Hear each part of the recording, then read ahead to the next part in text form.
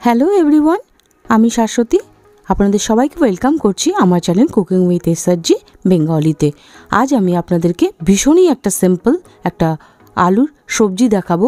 আশা করছি আপনাদের সবাইকে খুব ভালো লাগবে, যার জন্য কোনো মেহনত দরকার নেই, বাট ভীষণই একটা টেস্টি, যেটা আপনারা লুচি পরোটার সঙ্গে সব কিছুর সাথে খেতে পারবেন এবং ইমিডিয়েটলি বানিয়ে নিতে পারবেন যদি আপনার ঘরে আলু থাকে। তো হ্যাঁ, আমি সেই আমাদের পরিচিত মিষ্টির দোকানের মতো একটা আলুর তরকারি একটু অন্যভাবে বানিয়ে আপনাদের সাথে শেয়ার করব। আশা করছি আপনাদের সবার খুব ভালো লাগবে, যেটা ভীষণ তাড়াতাড়ি বানানো যাবে।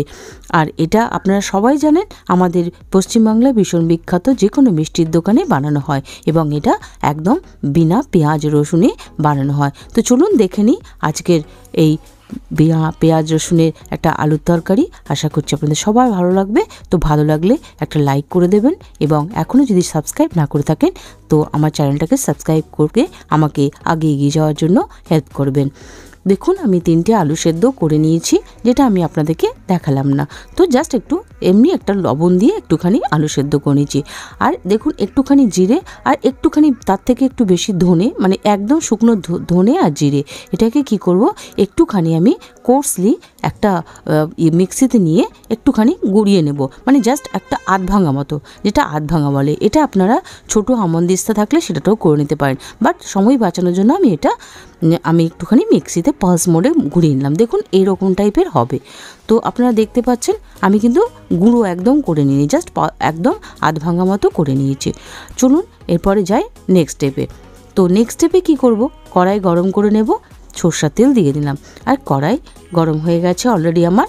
আর তার সাথে একটুখানি ঘি মিশিয়ে নেবেন। এই কাজটা অবশ্যই করবেন, ঘি আর তেল মিশিয়ে করবেন। শুধু ঘিতে করলে আরও ভালো লাগবে। তো ঘি তেল মিশিয়ে করলে একটুখানি হেলথ কনসিয়াস কাজটা হবে, তাই জন্য আমি শুধু তেল আর ঘি দিয়ে করলাম। আপনারা শুধু ঘি দিয়ে করতে পারেন। আর এখানে আছে একটুখানি হোল গরম মশলা, মানে দারচিনি, লং, এলাচি আর একটুখানি দুটো আমি নিয়েছি গোলমরিচ। তো এটা আমি দিয়ে দিলাম ফোড়নের জন্য।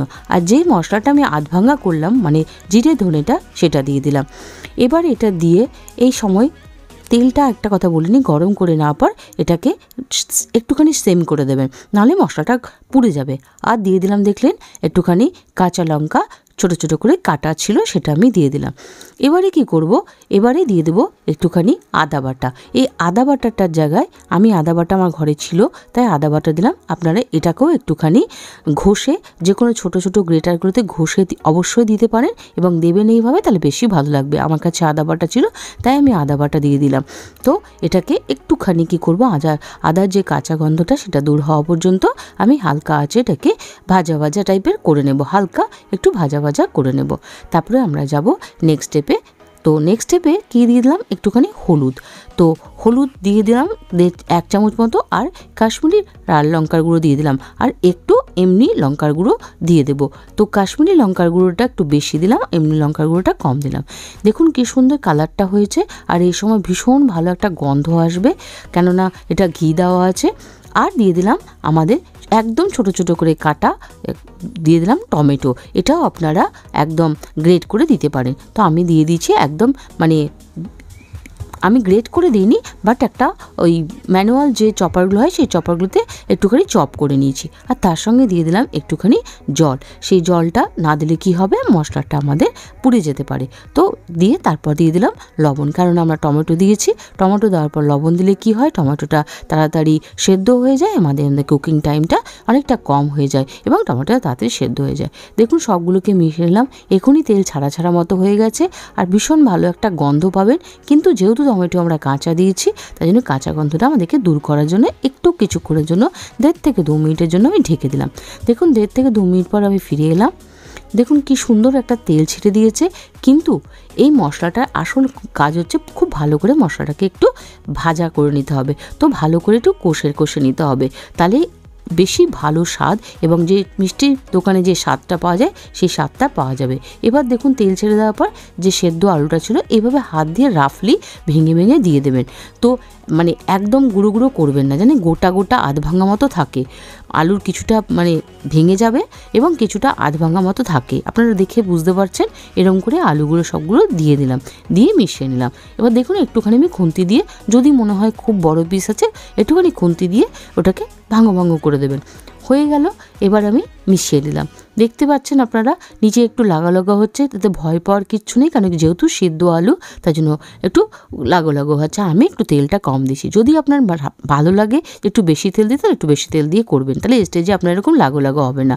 আর এখানে দিয়ে দিলাম আমি একটু চাট মশলা, আর দিয়ে দিলাম আমচুর মশলা। এই দুটো মশলা কিন্তু আপনাকে দিতে হবে, কেননা আমি যেমন কি প্রথমেই বললাম চটপটা একটা আলুর তরকারি, তো এই দুটো জিনিস, এই দুটো ইনগ্রেডিয়েন্ট ছাড়া হবেই না।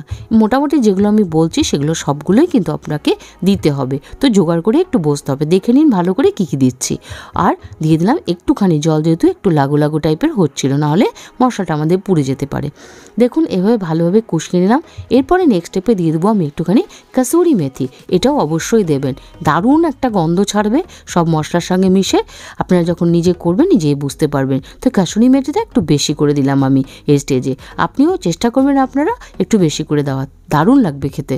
তো সকালবেলায় যেমন করতে কোনো টাইম নেই, বাট খেতে দারুণ লাগবে। এটা আপনি টিফিন বক্সও দিতে পারবেন, বাচ্চাদেরকে নিজেও নিতে পারবেন যদি আপনি ওয়ার্কিং হয়। এবারে এই স্টেজে দিয়ে দিলাম গরম জল, যেটা আমি রেডি করে রেখেছিলাম। অবশ্যই করে গরম জল দেবেন, কখনোই ঠান্ডা জল দেবেন না।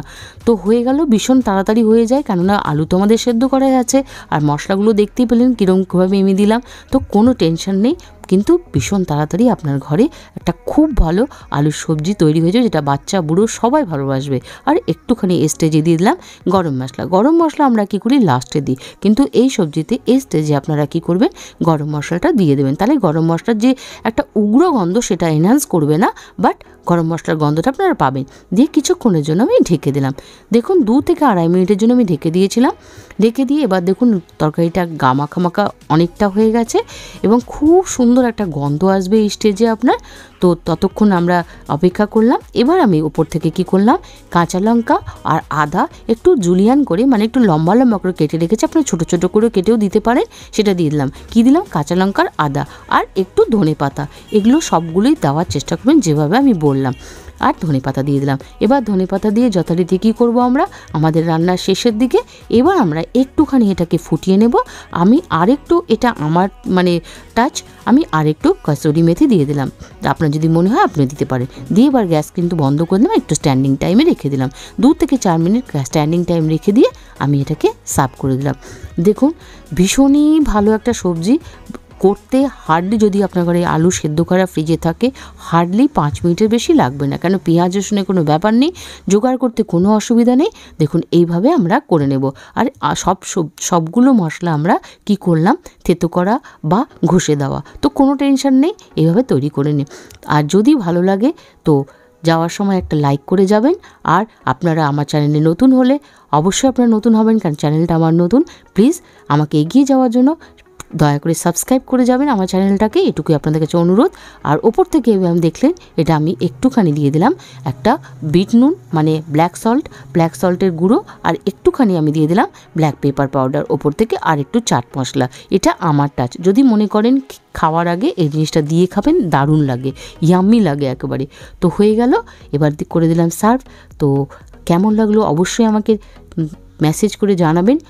আপনাদের কমেন্ট আমাদের মতো ক্রিয়েটারদের জন্য ভীষণভাবে একদম ইন্সপিরেশনের কাজ করে। তো প্লিজ কমেন্ট করে জানাবেন কেমন লাগলো, আর অবশ্যই আমার অন্যদের একবার বানিয়ে খাবেন বাড়িতে।